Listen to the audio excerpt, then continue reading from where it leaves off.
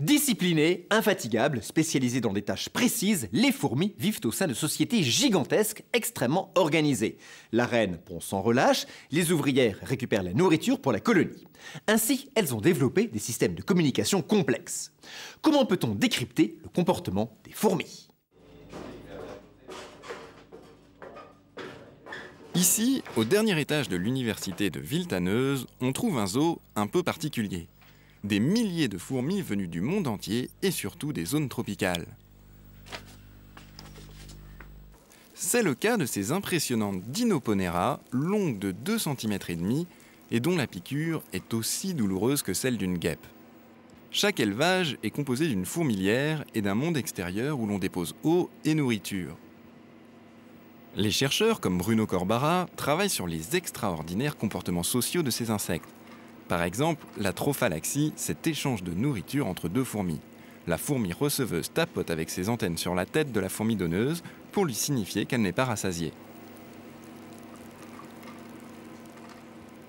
Ou le transport pendant lequel une ouvrière qui connaît le chemin montre celui-ci à une apprentie qu'elle porte avec ses mandibules.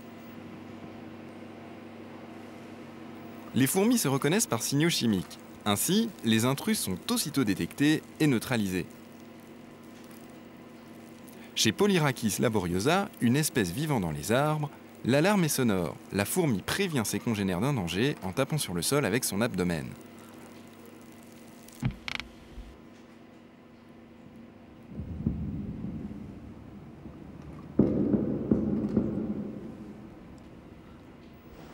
Il existe plus de 8000 espèces de fourmis recensées dans le monde et sans doute autant d'inconnues. Les plus petites ne sont pas les moins agressives. Ainsi, les fourmis Wasmannia, dont on voit ici les reines et les minuscules ouvrières, attaquent toutes les autres fourmis. Arrivées aux îles Galapagos par bateau, avec des marchandises, elles ont éliminé la totalité des espèces locales.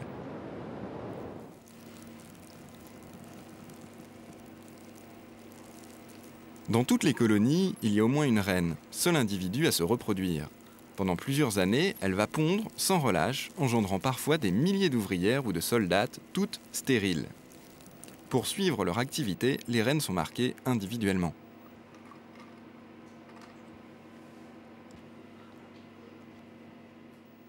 Les œufs pondus sont nourris et nettoyés par les ouvrières les plus jeunes. Ils se transforment en larves, puis en cocons. À chaque métamorphose, les jeunes ouvrières les déplacent pour regrouper ensemble œufs, larves et cocons. Les ouvrières plus âgées, elles, vont chercher la nourriture à l'extérieur de la fourmilière. Qu'est-ce qui commande cette répartition du travail selon l'âge ? Une horloge biologique à l'intérieur de chaque fourmi ? Ou des ordres communiqués de fourmi à fourmi ? Pour le savoir, les chercheurs ont collé de minuscules dossards sur des colonies de fourmis afin d'étudier leur déplacement. Ils en sont arrivés à la conclusion que les fourmis obéissaient à une dizaine de règles simples, toujours les mêmes, dictées par leur environnement. Mais comment vérifier cette hypothèse ?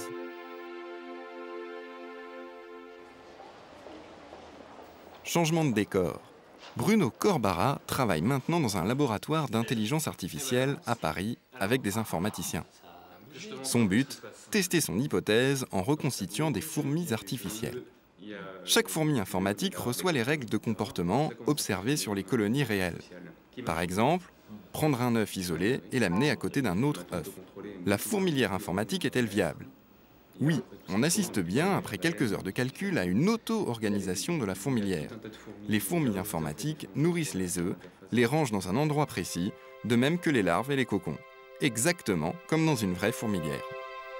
On n'a pas besoin d'aller chercher une grande intelligence, si on peut utiliser ce mot, chez la fourmi pour expliquer ce qui nous fascine dans les sociétés d'insectes et dans leur organisation sociale.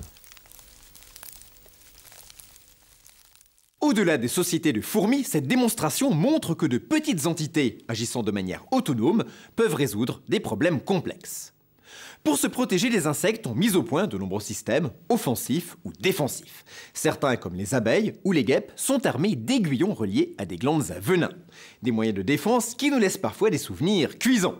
Comment et pourquoi nous attaquent-ils ? Regardez. Nous sommes en juillet dernier. Régine Poderini est en vacances, elle joue au tennis avec un ami. Soudain, un essaim d'abeilles l'attaque. La scène ressemble à cela. Elles sont venues sur moi, directement sur ma tête. Quand je me tapais la tête comme ça, j'avais la tête pleine. Par centaines, c'était pas 3-4, non, non. Régine Poderini panique. Piquée à 6 reprises, elle se réfugie dans sa voiture. Bilan de l'agression, une visite chez le médecin, une injection d'adrénaline et une belle frayeur. D'après les spécialistes, les abeilles ont attaqué parce que le bruit des balles de tennis semblait une menace pour leur ruche. Pour vérifier cette hypothèse, nous nous sommes rendus à l'Institut national de la recherche agronomique.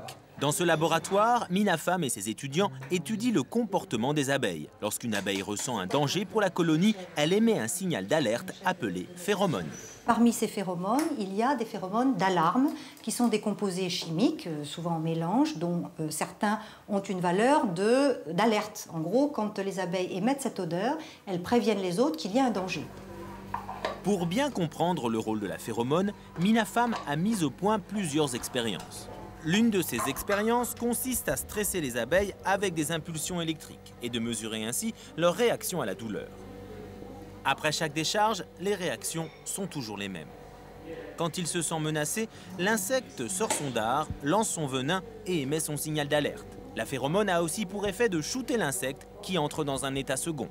Ce qui fait qu'elles vont combattre, entre guillemets, de façon plus agressive. En fait, elles vont être plus aptes à attaquer. Le dard de l'abeille lui sert à piquer d'autres insectes. Mais lorsqu'elle pique un mammifère, l'abeille n'y survit pas. En effet, le dard de l'abeille est hérissé de barbelés. Lorsqu'il entre dans l'épaisse peau de l'homme, il ne peut plus se retirer. En se dégageant, l'abeille se déchire l'abdomen et meurt. La glande à venin, elle, reste accrochée. Des impulsions continuent à injecter du venin quelques minutes. Dans cette ruche, 40 000 abeilles. Pour ne pas se faire piquer, l'apicultrice Mercedes Charton évite les mouvements brusques. Avec de la fumée, elle brûle leurs sens pour les empêcher de réagir. Bon, pour l'instant, elles ne sont pas très agressives. Maintenant, je vais me protéger un peu plus. Elles piquent si elles sont agressées et si on les dérange. Par contre, je préférerais que vous veniez derrière la ruche, comme ça elles seront peut-être moins dérangées. Mercedes Charton revêt toujours des vêtements blancs, car les abeilles sont incapables de distinguer cette couleur. L'apicultrice est donc quasi invisible. Résultat, elle peut ouvrir cette ruche à main nue et surveiller la production de miel sans se faire piquer. Et là, vous avez des réserves de miel. Mais certaines abeilles se montrent parfois beaucoup plus agressives. Cousine de l'abeille, la guêpe en jaune et noir peut elle aussi être dangereuse. 1% des êtres humains sont allergiques à son venin. C'est le cas de Vincent, 12 ans. Dès qu'il entend un insecte voler autour de lui, c'est un peu la panique. Il y a 2 ans, Vincent s'est fait piquer par une guêpe et il est passé tout près de l'étouffement. J'étais tout gonflé, je pouvais plus ouvrir les yeux, j'avais des grandes oreilles toutes gonflées et les doigts ils étaient lourds, je pouvais presque plus marcher. Durant tout l'été, où qu'ils aillent, Vincent et sa mère sont contraints d'emporter une mallette de secours avec eux. On a toujours sur nous une mallette avec dedans un kit pour diminuer la dose de venin, avec des seringues. Bon, et puis on a des petits kits de nettoyage pour pouvoir nettoyer avant de piquer. Pour en finir avec cette allergie, une solution, la désensibilisation. Cela consiste à se faire injecter du venin de guêpe à petite dose. À force, mon corps s'habitue et donc il craint beaucoup moins les attaques de venin de guêpe.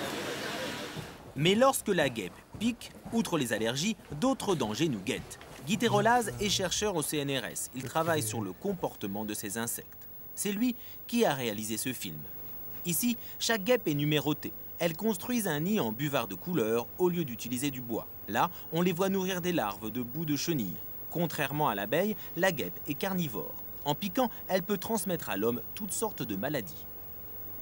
Comme elles vont à la fois récolter sur des charognes et en même temps, dans la même journée, elles vont récolter sur des gâteaux, elles peuvent comme ça transmettre des bactéries comme les salmonelles et certaines bactéries qui peuvent provoquer des gastro-entérites et donc présenter un danger potentiel pour l'homme. Carnivores, les guêpes se nourrissent de mouches et de chenilles. Elles aiment aussi tout ce qui est sucré. Lorsqu'elles trouvent un fruit, elles émettent un signal pour prévenir les autres. Voilà pourquoi elles sont si nombreuses à tourner autour de nos tables.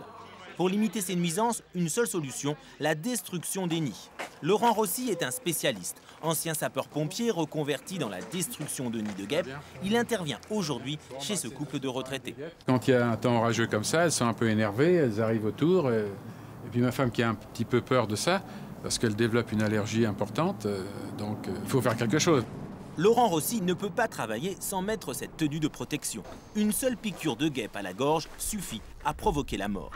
En effectuant une reconnaissance sous le toit de la maison, il découvre rapidement que les guêpes ont commencé à fabriquer leur nid. Il faut les éliminer avant qu'elles ne se multiplient. Plus la saison avance, plus elles seront nombreuses. Voilà. Donc le monsieur est infesté. On a environ une quarantaine de nids comme ça, sur toute la partie sud. On va passer le brumiseur. Ah oui. De la saison, vous n'avez plus de guêpes. D'accord, entendu. Voilà. Bon, bah, c'est le principal. Et à savoir que qu'on puisse exploiter l'été dans de bonnes conditions. Pour les tuer, Laurent Rossi va enfumer tout le grenier avec un insecticide. Coût de l'opération, 1300 francs. Mais il faudra recommencer l'an prochain. Car lorsqu'elles découvrent de bonnes conditions pour faire leur nid, les guêpes reviennent toujours au même endroit. Laurent Rossi a été appelé pour une deuxième intervention. Cette fois, c'est un nid de frelons. Les frelons sont de grosses guêpes au venin très puissant. C'est la 3e fois qu'il agit dans cette maison, car les frelons, comme les guêpes, reviennent chaque année dans le même lieu. Toutes les années, il y en a un. Ils y reviennent tout le temps.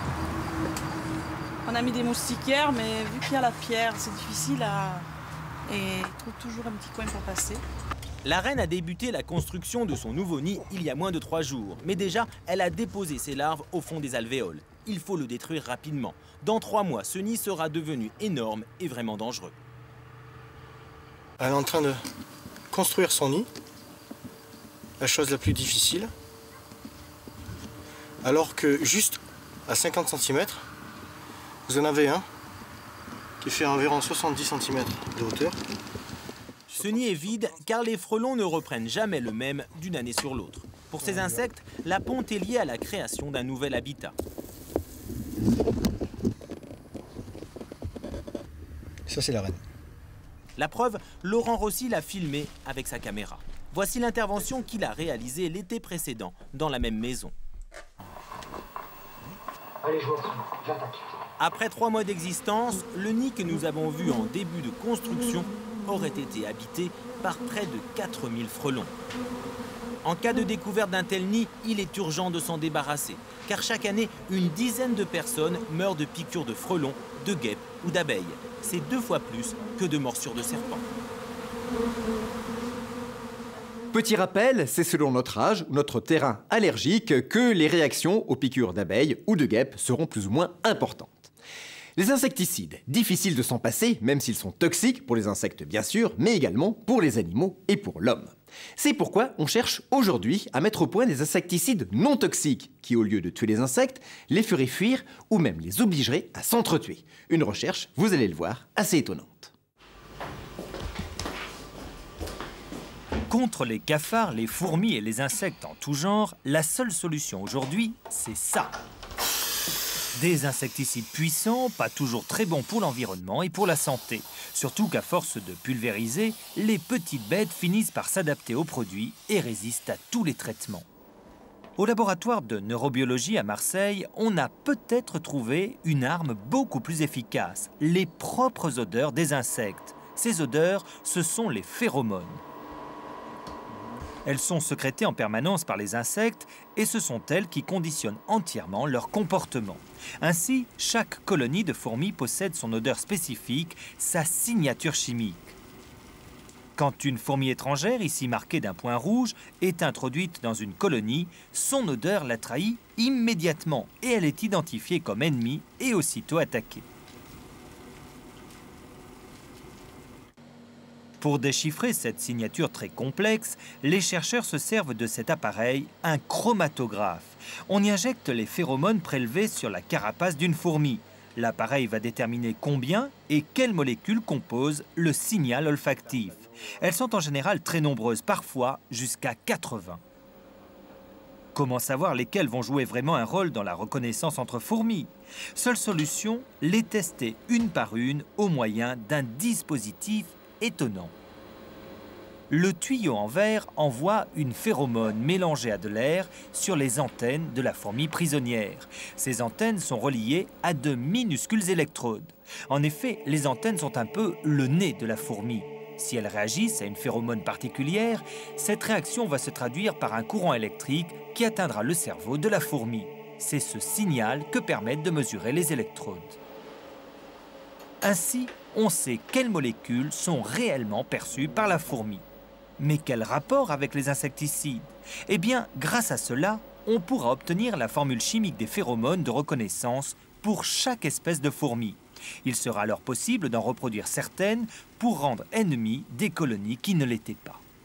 Dans tout le sud-est, on a une espèce de fourmi, bien connue sous le nom de fourmi d'Argentine, dont les colonies ne sont pas agressives entre elles, et elles constituent donc une super colonie qui pose des problèmes, notamment pour les campeurs en été. Et on aimerait bien pouvoir rendre, par exemple, ces colonies agressives entre elles, de manière à ce qu'elles-mêmes se limitent en effet leur effectif.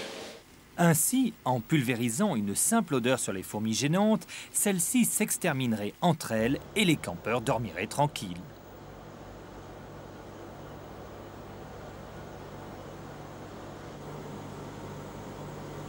Cette lutte biologique, on peut aussi l'utiliser contre les cafards, ce fléau de bien des habitations. Cette fois-ci, il s'agit de les piéger en utilisant comme appât leurs propres phéromones sexuels. Chez les blattes, les mâles et les femelles émettent des odeurs bien spécifiques qui leur permettent de s'attirer au moment de la reproduction. Dans cette cage remplie de mâles, on introduit un papier imprégné de phéromones femelles. Aussitôt, les insectes sont attirés et cherchent à s'accoupler. Avec des phéromones synthétiques, on pourrait donc attirer les cafards à un endroit précis et on les piégerait avec de la glu, par exemple. Programmés pour répondre à ces odeurs, les insectes ne peuvent pas y résister.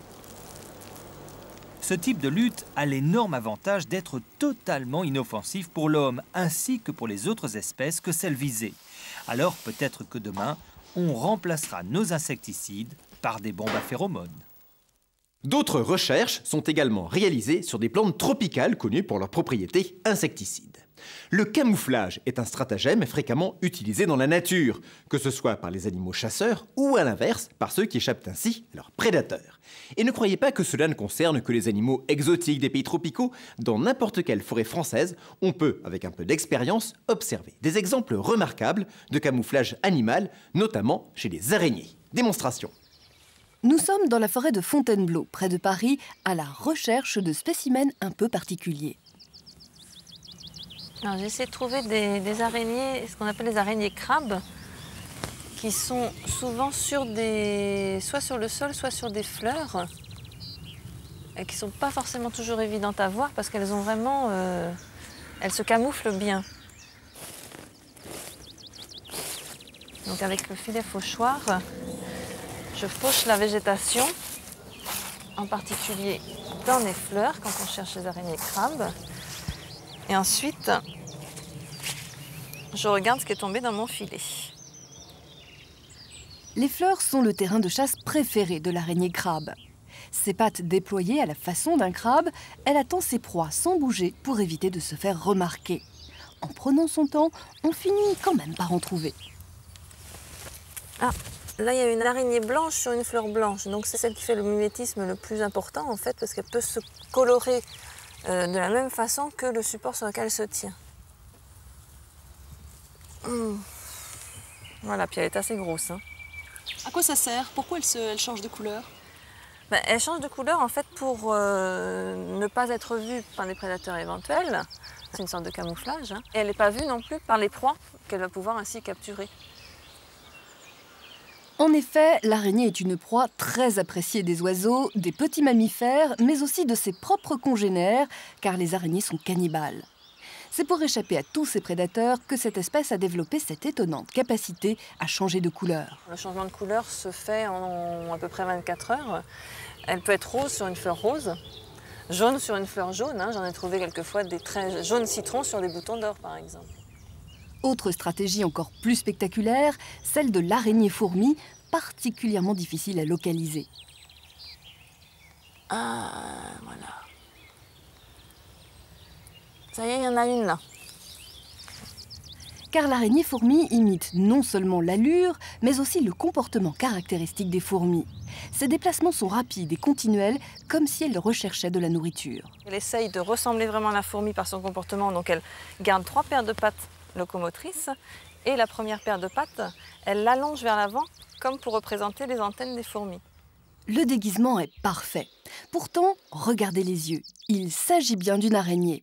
Mais pourquoi prend-elle la fourmi comme modèle ? Les fourmis sont réputées pour être des animaux qui ne sont pas souvent mangés, parce qu'elles ont quand même des réactions de défense. Donc c'est des animaux qui ne sont pas très embêtés. Donc l'araignée, en fait, en étant une fourmi, en ressemblant à une fourmi, est protégée en fait contre les prédateurs. Retour au laboratoire où l'observation rapprochée de l'animal permet de bien voir la différence essentielle entre l'araignée et la vraie fourmi. La distinction justement entre les insectes et donc dont les fourmis et les araignées, c'est en particulier un corps ici divisé en 2 parties chez les araignées et en 3 chez les insectes, et le nombre de paires de pattes. Donc ici on a 4 paires de pattes et chez les insectes on a 3 paires de pattes. Voilà une activité toute trouvée pour le week-end prochain, chasse et observation des araignées camouflées. Et vous verrez, avec un peu d'entraînement, on parvient vite à repérer ces championnes de la dissimulation. Et sachez qu'il existe également des insectes spécialistes du mimétisme. Par exemple, certaines mouches sont capables de se faire passer pour des abeilles redoutables. Appelées aussi fourmis blanches, les termites vivent en colonie. Chaque termitière renferme plusieurs millions de ces insectes. Malheureusement pour l'homme, de nombreuses termites ne construisent pas de nid. Ils vivent sous terre et dans le bois. Ce sont eux qui nous envahissent et font des ravages dans nos habitations. Comment lutter contre ce fléau? EIGLM6 a mené l'enquête.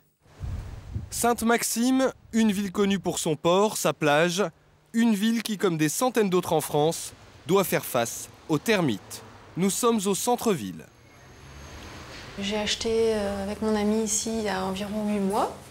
Et quand on a acheté, ça avait cet aspect-là, c'était bien propre, c'était repeint, les poutres étaient bien nickel. Et puis après, on s'est aperçu que voilà, catastrophe. On a commencé à gratter, on a regardé, des trous partout. Là, on voit les traces des termites. Toutes les poutres comme ça sont toutes bouffées. La poutre commence à s'affaisser un petit peu, donc ça soutient plus bien le toit. Un jour, on va se prendre la poutre, on va être obligé de faire quelque chose, de les soutenir, on ne sait pas trop, quoi. Et les poutres ne sont pas les seuls éléments attaqués. Toutes les boiseries sont rongées de l'intérieur, même les planchers ne sont plus sûrs. D'ailleurs, les dégâts ne se limitent pas à cet appartement. Tout l'immeuble est contaminé. Alors là, on est dans l'escalier de l'immeuble. Et plus on descend et plus on se rend compte qu'il y a des traces un peu partout, des termites, surtout au niveau des bois. Alors les plaintes, là, ça sonne creux, quoi. Les marches s'affaissent un peu de partout. Là, on a des traces là, dans les plaintes là, qui sont bien visibles. Là. L'escalier, il est en trop mauvais état, donc on va être obligé de le refaire complètement. Ce cas n'est pas isolé. Ici, les maisons ou appartements attaqués par les termites se comptent par dizaines. Dernier gros foyer en date, ce lotissement. Avec 90 appartements sinistrés, en moins de 18 mois, les termites ont dévasté l'ensemble de la propriété. Philippe Vanchor était membre du syndic au moment de l'invasion. Face à l'ampleur du désastre, il décide de prévenir du danger la municipalité et les habitants des quartiers les plus proches. Mais personne ne bouge. Il y a une loi du silence pour les termites. Il ne faut pas reconnaître qu'on a des termites. Soit disant que c'est pas grave, c'est pas dangereux, ça fait pas de mal à personne, c'est comme des fourmis. Mais je pense que c'est quand même plus grave que ce que certains pensent. Si en France on évite de parler des termites, c'est pour une raison simple. Reconnaître que des maisons, des quartiers sont colonisés, c'est à coup sûr refroidir de futurs propriétaires. En clair, le cours de l'immobilier est inversement proportionnel au nombre de termites au mètre carré. Résultat, le problème est traité au cas par cas ou ignoré. L'envahisseur de nos maisons, c'est donc lui. Le termite vit en colonie. Un seul nid regroupe souvent plus d'1 million d'individus et son aire d'activité peut atteindre la taille d'un terrain de football. La stratégie de conquête est toujours la même. Les termites vivent cachés dans la terre sous les immeubles. Bien à l'abri de l'air et de la lumière, ils creusent de petites galeries et s'y reproduisent. Mais pour se nourrir, ils envahissent nos maisons car c'est là que se trouvent leurs aliments préférés. Bois, papier, carton, chiffon, tout ce qui contient de la cellulose les attire. Les termites que nous avons chez nous sont à la recherche permanente de nourriture. Et lorsqu'ils ont bien entamé la nourriture qu'ils ont consommée dans un immeuble, ils éprouvent le besoin de creuser la terre sous les immeubles pour passer à l'immeuble voisin et pour s'attaquer au bois, à une autre ressource de nourriture qui se trouve dans cet immeuble voisin. La progression des termites est effectivement très rapide. Une fois sous une maison, ils mettent 3 mois à l'atteindre. Ensuite, leur recherche de nourriture les entraîne dans toutes les directions, dans la maison et à l'extérieur. Quelques semaines plus tard, les bâtiments voisins sont envahis. Et ce n'est pas tout. Une seule reine termite pond 20 000 œufs tous les jours. Quand un y atteint 1 500 000 individus, il se scinde en deux, l'expansion se poursuit, la recherche effrénée de nourriture aussi. Il n'y a pas de profil type de maison infestée. Toutes les maisons, qu'elles soient anciennes ou récentes, peuvent être atteintes. En revanche, certaines conditions peuvent être propices au développement des termites, en particulier l'humidité. Et si les termites ne se nourrissent que de bois, ils n'hésitent pas à tout détériorer pour se frayer un chemin jusqu'à la nourriture. Le polystyrène, les isolants, les gaines électriques, le papier peint, rien ne leur résiste. Aujourd'hui, plus de 60 départements sont touchés en France. Le Sud-Est et la Côte d'Azur sont les régions les plus dévastées. Plus d'1 commune sur 4 est colonisée. Mais depuis peu, les termites remontent vers le nord. La vallée de la Loire, la Bretagne et même l'Île-de-France sont envahies. Face à de telles capacités d'adaptation et de colonisation, on a longtemps considéré les termites comme invincibles. Heureusement, depuis quelques années, on sait enfin comment les détruire. Il a fallu des années de recherche pour mettre au point ce poison qui n'agit que très progressivement. Les termites intoxiqués ne meurent pas tout de suite. Or, comme les fourmis, les termites pratiquent la trophallaxie, c'est-à-dire l'échange de nourriture.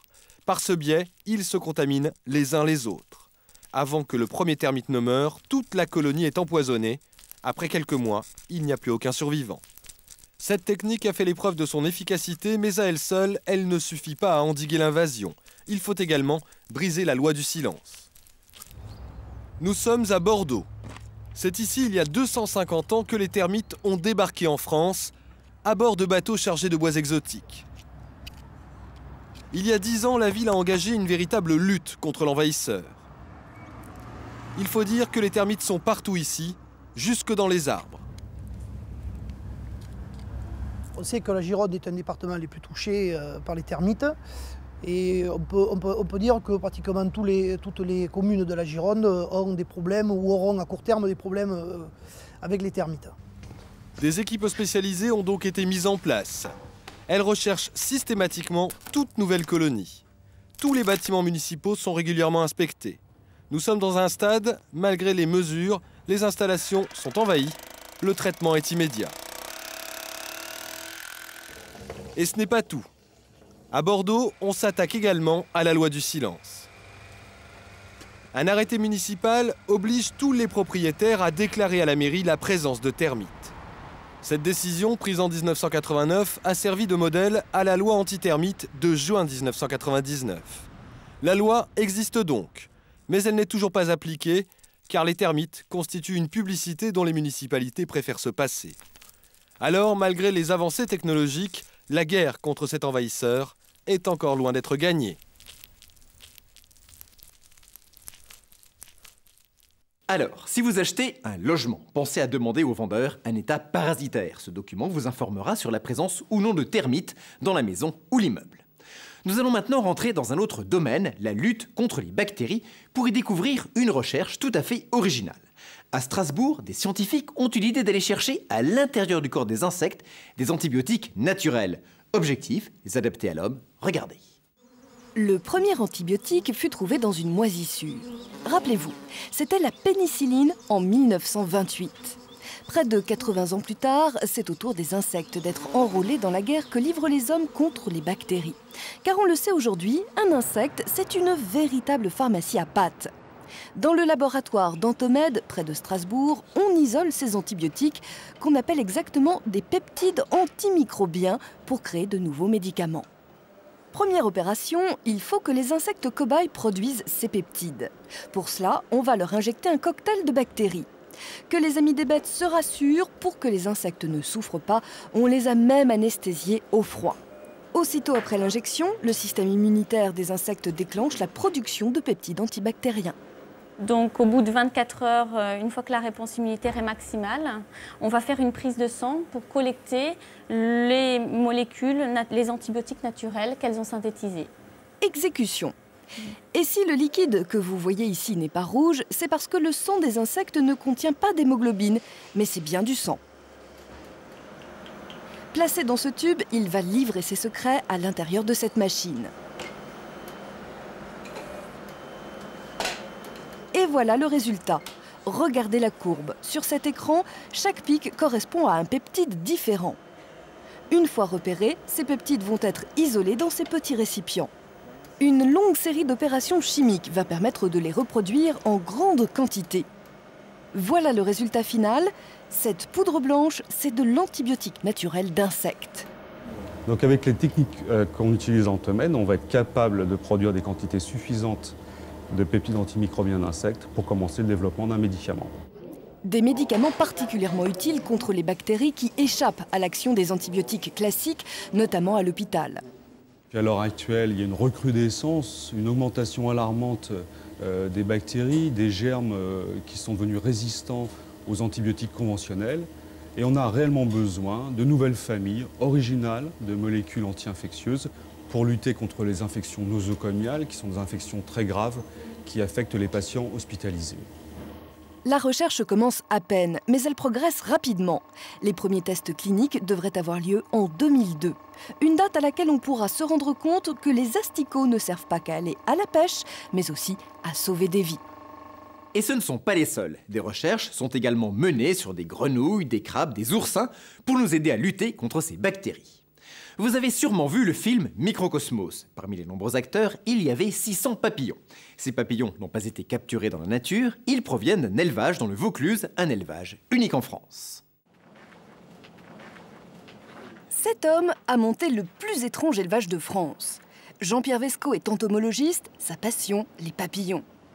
Scientifique de formation, il en a fait son métier et est devenu l'unique éleveur professionnel français de papillons. Son élevage est installé dans une volière de 100 mètres carrés qui entoure sa maison de Valréas dans le Vaucluse. Plus de 400 papillons exotiques s'y côtoient. Régulièrement, il rapporte de l'étranger de nouvelles espèces. Alors ça, c'est un papillon asiatique dont les chenilles vivent sur les citronniers, orangers, etc., sur les agrumes. Alors, des papillons qui sont très intéressants pour les cerfs parce qu'ils sont assez grands, voire très grands, et ils ont un très bon comportement en captivité. Première difficulté pour ce type d'élevage, reproduire leur environnement naturel. Recréer l'atmosphère tropicale, 30 degrés toute l'année et surtout un taux d'humidité de 80%. Deuxième difficulté, l'alimentation. Ces petites bêtes se nourrissent exclusivement du nectar des fleurs d'une plante bien spécifique, la plante nourricière. Mais pour subvenir aux besoins d'un tel élevage, il en faudrait des centaines sur plusieurs hectares. Jean-Pierre Vesco a trouvé la solution, il utilise des fleurs artificielles. Sur cette fleur, on dispose d'un liquide sucré, un mélange de sucre, de vitamines, sels minéraux, enfin, pour nourrir les papillons. Parce qu'en fait, dans cette volière, il y a à peu près 400 papillons, il y a 100 mètres carrés, ça fait 4 papillons au mètre carré. C'est énorme comme quantité. Et les fleurs naturelles suffisent à peine à les nourrir. Comme dans tout élevage, les papillons doivent se reproduire. L'accouplement a lieu sur les plantes nourricières. Au bout de quelques jours, les œufs éclosent et donnent naissance à des chenilles. Celles-ci vont tout d'abord se nourrir des fleurs et des tiges de la plante. Lorsqu'elles ont suffisamment grossi, elles s'accrochent aux tiges en tissant un fil de soie très solide, puis elles se transforment petit à petit en chrysalides.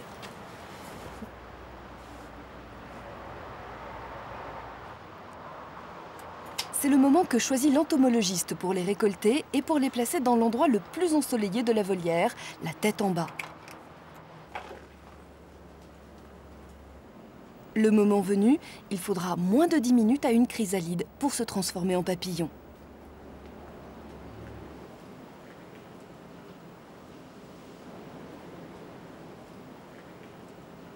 Tout cela paraît simple et pourtant, pour l'éleveur, c'est le résultat d'une véritable course d'obstacles.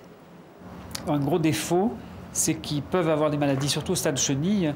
Et ça, c'est extrêmement handicapant parce qu'on n'a pas de moyen de les soigner. On n'a pas du tout de vaccin ou d'antibiotiques pour. Les quelques essais qu'on a fait ne marchent pas. Alors, il faut donner aux chenilles des conditions de vie le plus acceptable possible pour elles, de façon à éviter les stress qui sont générateurs de maladies. Chaque année, l'élevage produit ainsi plus de 20 000 chrysalides. Il en garde quelques-unes, 10%, pour renouveler sa volière. Car dans une serre, la durée de vie moyenne d'un papillon dépasse rarement les 2 semaines. Le reste de la production sert à fournir en papillons les serres et les volières des jardins zoologiques de tout le pays. Et voilà comment on arrive à faire partager sa passion des papillons à d'autres personnes. Notre incursion dans le monde des insectes s'achève ici. Saurez-vous maintenant répondre aux questions de notre quiz? À très bientôt.